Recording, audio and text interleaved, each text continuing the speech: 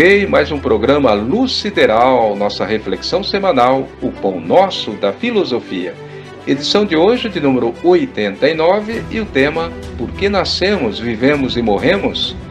Continuamos então a perene busca da verdade universal aqui no nosso Luz Sideral.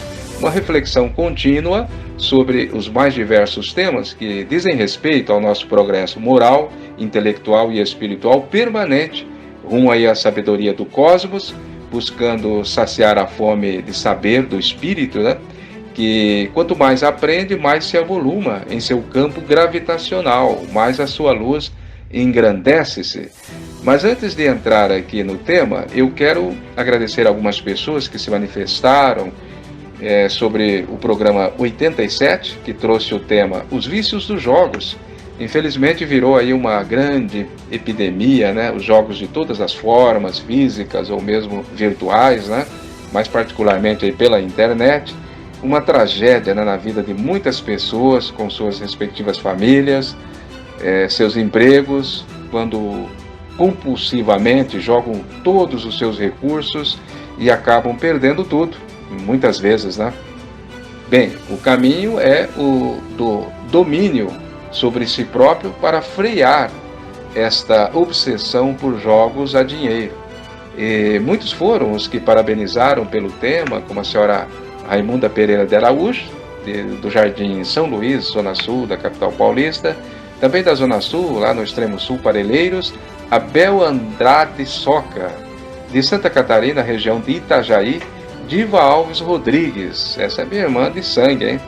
E da cidade de Barueri, Grande São Paulo, Dona Durvalina Almeida da Silva, sempre se manifestando também carinhosamente aqui com as nossas reflexões semanais.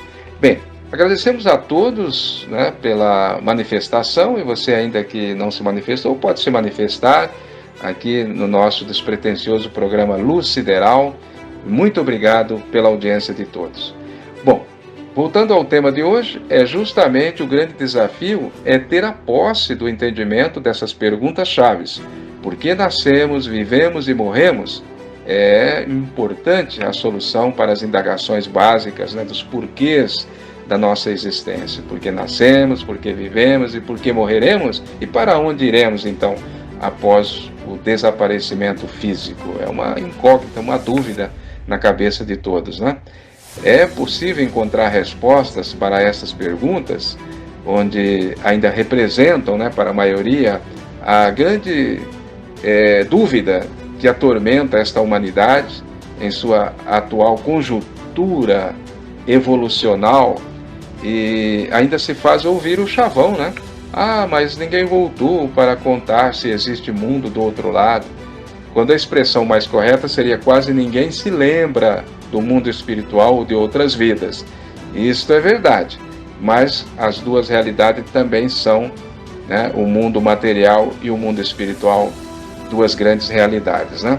Muito bem, então não é possível negligenciar a veracidade dos fatos. Existem muitas maneiras de se comprovar a existência da vida plena e eterna, composta pela chamada alma ou espírito, que somos todos nós, conforme pregaram e afirmaram todos os grandes luminares do mundo antigo, como Hermes Trismegisto, Sócrates, Platão, Pitágoras, Lao Tse, Moisés, e culminando na figura excelsa do Cristo, que não só pregou, mas exemplificou em si próprio, né, na sua própria existência, dos dois mundos, provou a existência desses dois mundos quando se elevou ao céu, né, com corpo e tudo.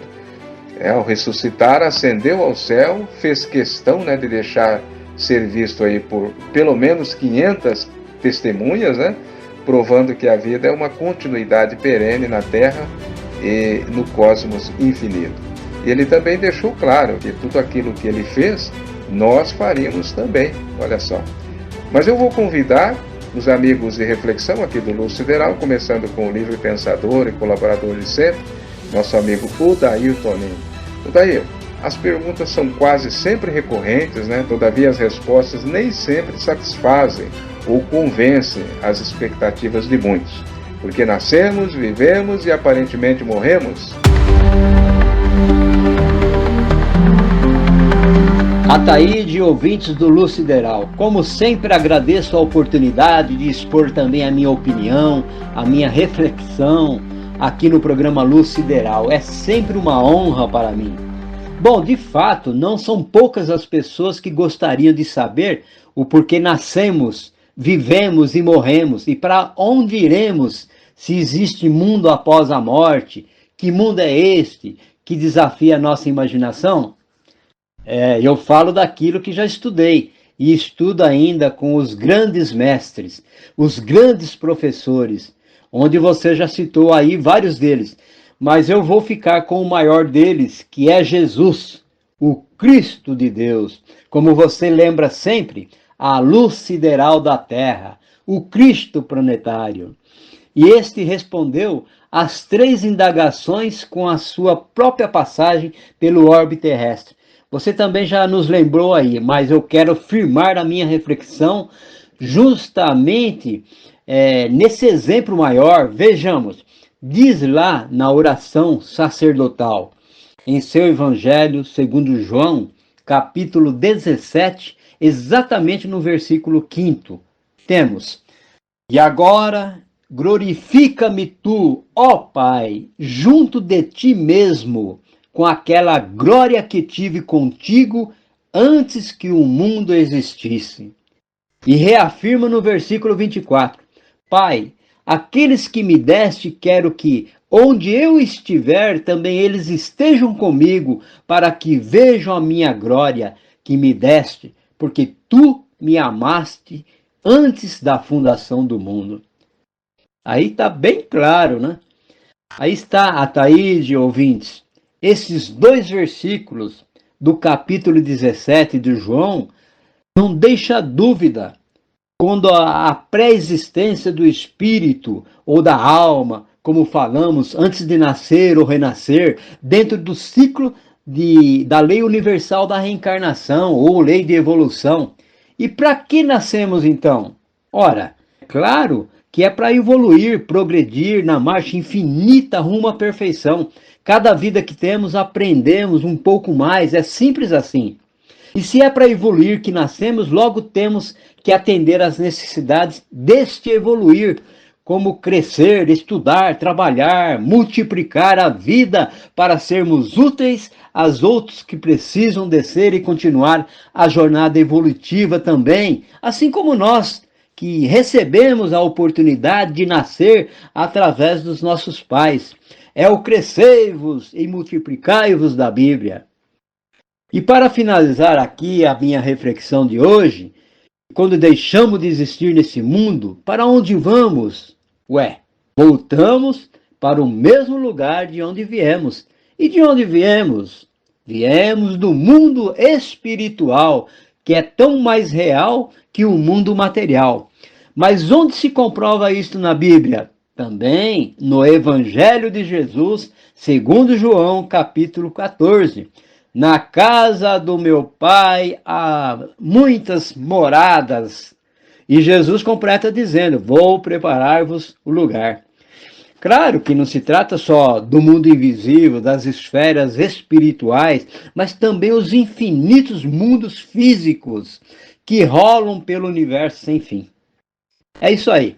A minha participação, espero ter colaborado no esclarecimento de hoje. Agradeço mais uma vez e um grande abraço a todos. Grato, Dair Tonin, pela sua reflexão muito elucidativa e aproveito para desejar aí muita luz sideral para você e sua querida família também. Então agora eu vou convidar o jovem filósofo André Basso para nos brindar também com sua reflexão sobre o tema de hoje, porque nascemos, vivemos e morremos. André. Ataíde, Odair e amigos ouvintes do programa Luz Sideral.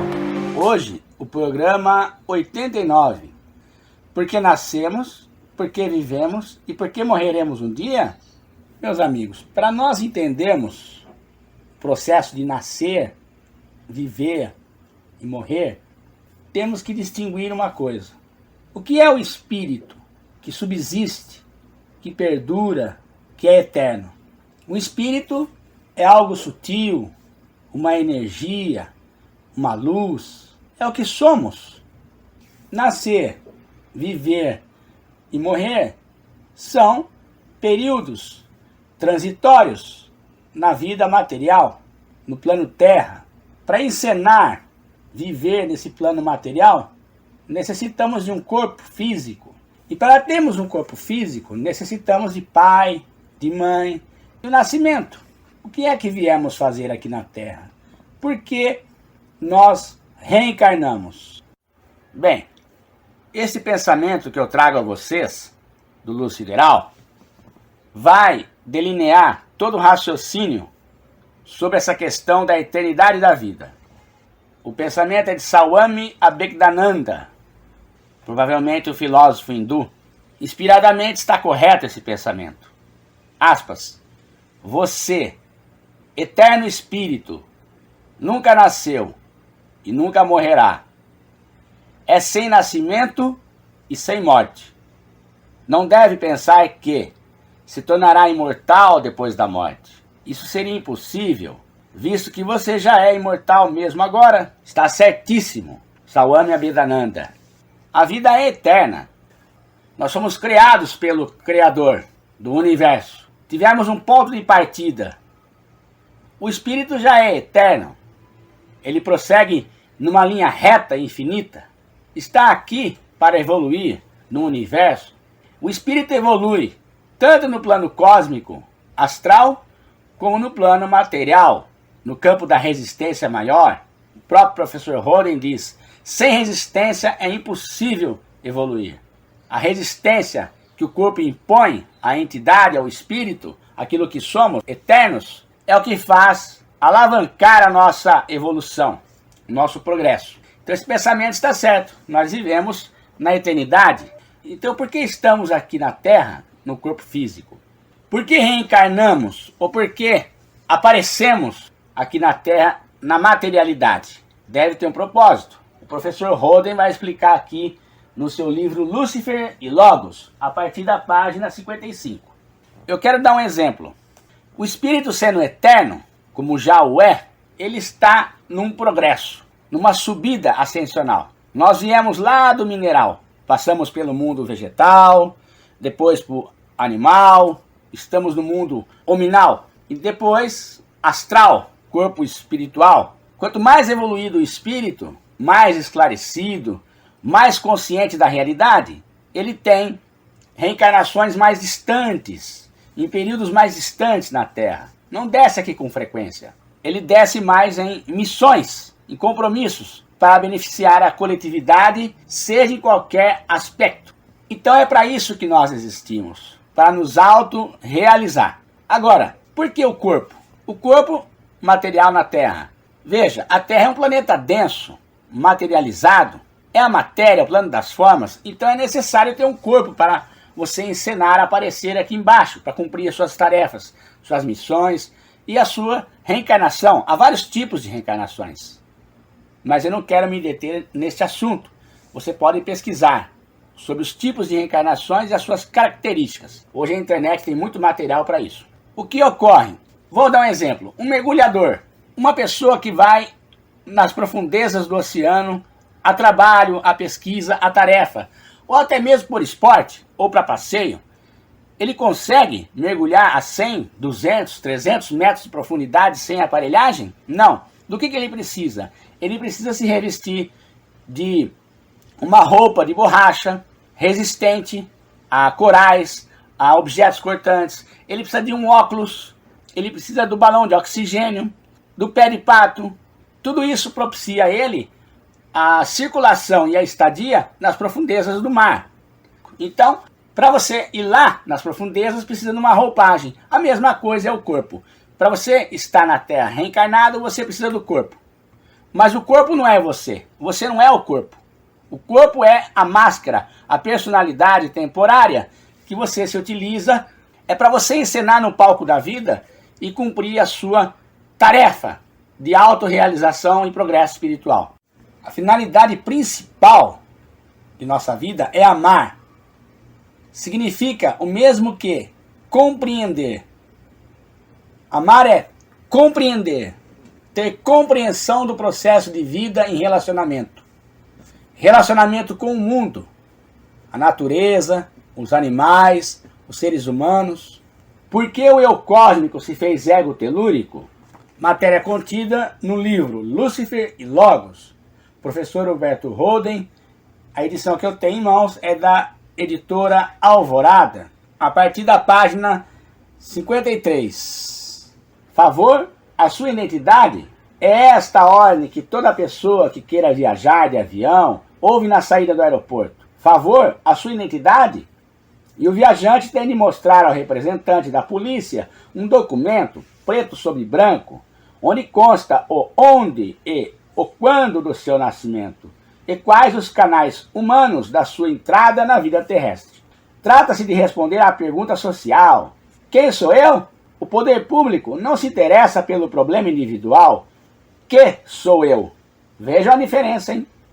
A origem do meu eu não é terrestre, mas cósmica. Favor, a sua identidade?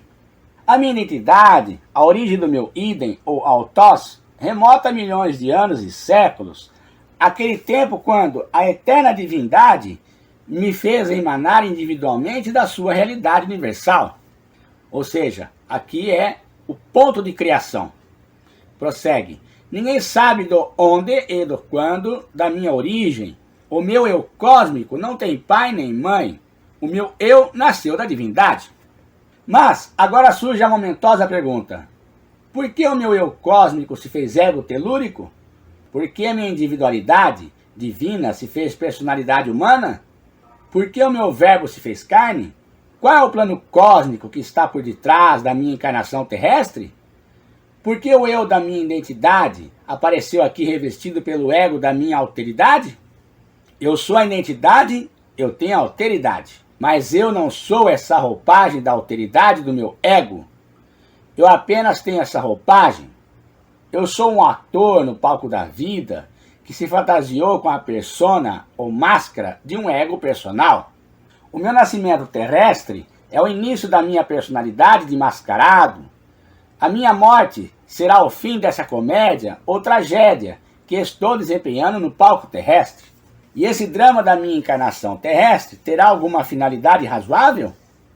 Aconteceu por acaso? Ou como punição? Ou talvez para uma evolução?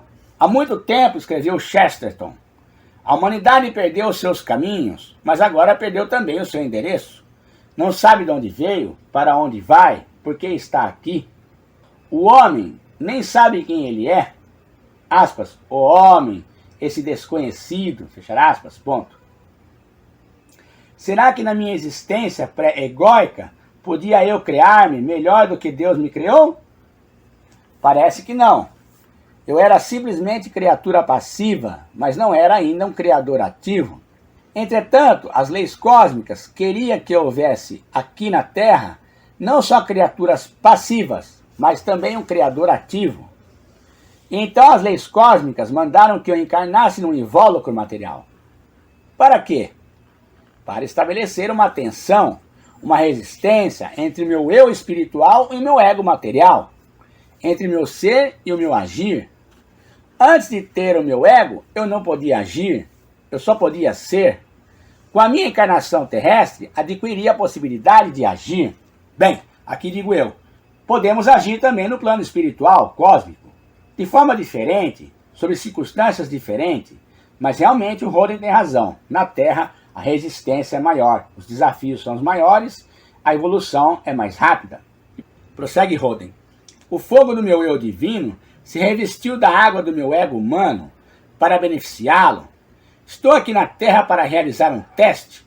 As leis cósmicas querem que uma parte da matéria seja espiritualizada pelo poder do espírito, para que a minha criaturidade criada se transforme em criatividade criadora, para que a minha potencialidade criadora culmine em atualidade criadora.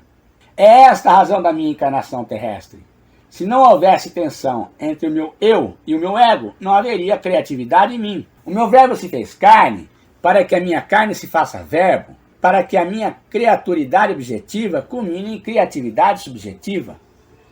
Parece que o Supremo e único Criador do Universo não quis monopolizar a sua infinita criatividade, distribuiu em muitas criatividades finitas, quis que houvesse criaturas criadoras, criaturas deuses, e não apenas um Criador divindade.